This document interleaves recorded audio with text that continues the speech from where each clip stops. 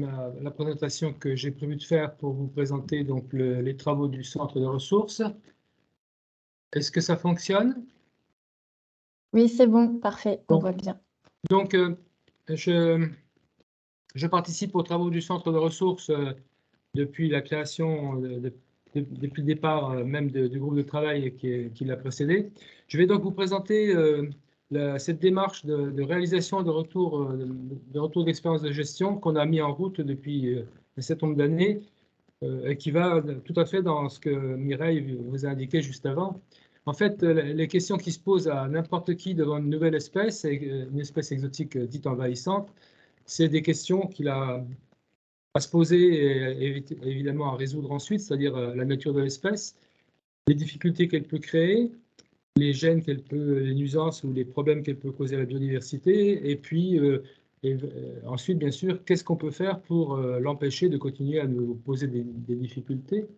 Donc, ça passe par l'identification précise de l'espèce, hein, ce n'est pas toujours évident dans certains cas, des acquisitions d'informations sur son écologie, sur les méthodologies qui sont éventuellement applicables pour la gérer, et puis la mise en place de protocoles qui permettent justement d'évaluer l'efficacité de ce qu'on va faire.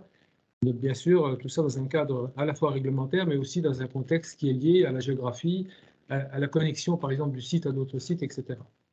Donc, on est vraiment devant des questions qui se posent à beaucoup de gestionnaires. Et la démarche du centre de ressources depuis donc pas mal d'années a été d'essayer de voir de quelle manière on pouvait accompagner les acteurs et améliorer les démarches de prévention et de gestion. Vous avez ici une photo prise avec un complice en Brière dans une prairie humide qui était colonisée depuis quelques temps par les Jussi, vous voyez, donc avec des conditions écologiques qui sont complètement différentes. Donc en fait, le centre de ressources, espèces exotiques envahissantes, a été créé en 2018. Il a pris la suite du groupe de travail évasion biologique en milieu aquatique qui avait été créé en 2008. C'est un copilotage entre l'Office français de la biodiversité et l'UICN France, avec des programmes d'action étalés sur 3 ans. On est en train de préparer le prochain. Et bien sûr, tout ça dans le cadre de la stratégie nationale relative aux espèces exotiques envahissantes.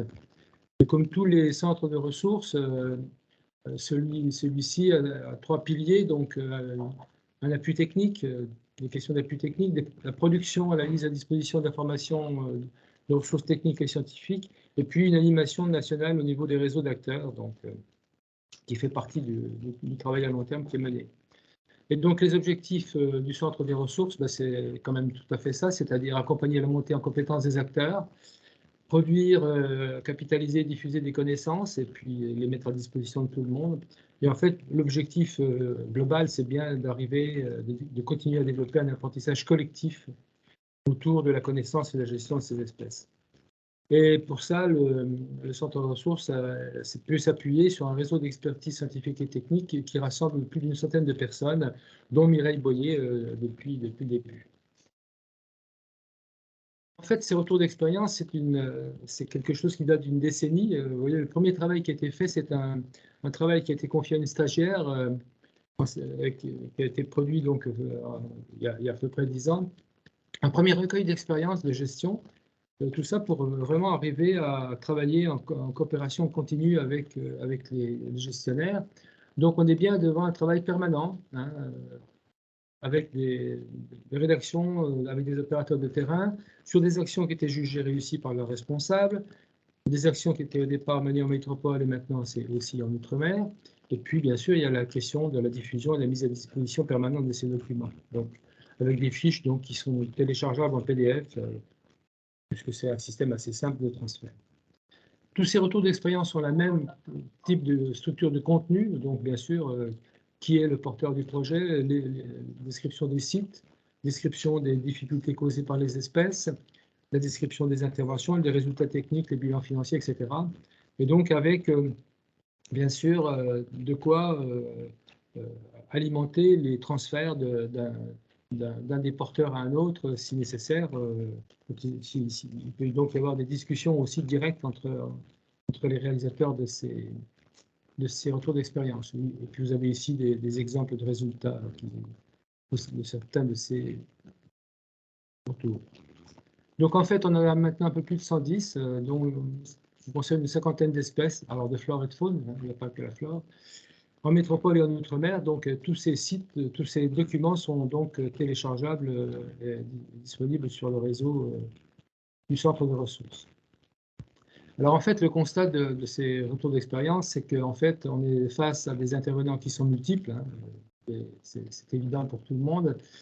Un certain nombre de ces opérations ont un caractère très expérimental, et c'est ça aussi qui est important. L'idée, c'était bien d'arriver à développer des méthodologies qui pouvaient aussi répondre à des caractéristiques locales, hein. Donc c'est fondé sur les compétences de terrain. Et ces connaissances pratiques, on les a toujours considérées comme très nombreuses et diversifiées, mais elles étaient difficiles à rassembler. Donc c'est bien l'objectif de ces retours d'expérience, c'est de rassembler tout ça pour faire émerger et valoriser l'expertise détenue par l'ensemble des opérateurs.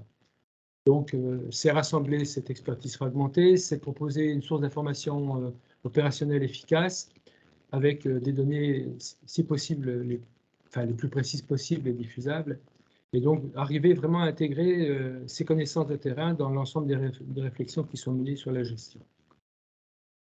Il s'agit bien aussi d'améliorer la collecte d'informations et de données sur la gestion, donc identifier ce qui peut être vraiment indispensable pour l'évaluation des résultats.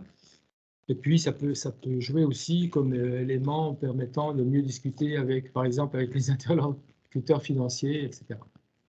Et c'est un côté aussi stockage d'informations historiques, parce que ça aussi, c'est extrêmement important de pouvoir travailler et réfléchir en s'appuyant sur du long terme. Il s'agit bien de contribuer à améliorer les pratiques, hein, évidemment, identifier les lacunes et les améliorations possibles dans certaines pratiques. Ça peut aussi aider à échanger sur des plans de gestion plus adaptés à des contextes locaux. Et puis, ce qu'on a pu voir depuis le début de cette démarche, c'est qu'on arrivait progressivement à ce que soit intégré dans la planification des mesures qui au départ n'étaient pas jugées très prioritaires, comme par exemple, j'en cite moi ça, la gestion des déchets. Donc on est bien devant un renforcement, un effort de renforcement de la mise en réseau des acteurs pour développer un apprentissage collectif, une culture commune. Et c'est bien comme ça que ça a été mis en place depuis le départ. Donc en fait, c'est pas une conclusion, hein. On est bien en train de poursuivre la démarche.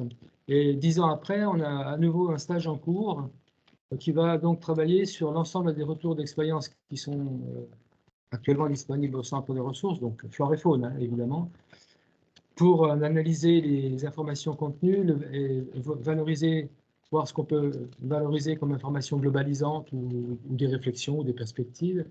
Et puis en parallèle, va être menée une enquête sur les actualisations possibles de ces CDR en recontactant les interlocuteurs, les co-rédacteurs, hein, parce que ça peut permettre aussi d'avoir un regard historique plus complet et qui me paraît aussi important. Donc, il est clair aussi qu'on a un nombre croissant de retours d'expérience de gestion qui sont accessibles sur diverses plateformes. Le webinaire de ce matin en est un exemple parmi d'autres. L'objectif, c'est bien de contribuer aussi pour le centre de ressources à agréger l'ensemble des informations diffusées pour arriver à encore mieux les valoriser de façon générale. Et toujours dans la même optique, donc contribuer au développement de ce réseau de partage, parce que je pense que c'est comme ça qu'on arrivera à être un peu plus efficace en matière de régulation des invasions biologiques au sein de l'ensemble du territoire. Voilà, je vous remercie de votre attention. Je reste à votre disposition si vous avez des questions. Merci Alain. Donc, comme je vous l'ai dit en début de webinaire, vous avez une partie Q&A, questions et réponses que vous pouvez utiliser. Est-ce qu'il y a des questions avant qu'on passe aux interventions suivantes sur le Centre de ressources espèces exotiques envahissantes?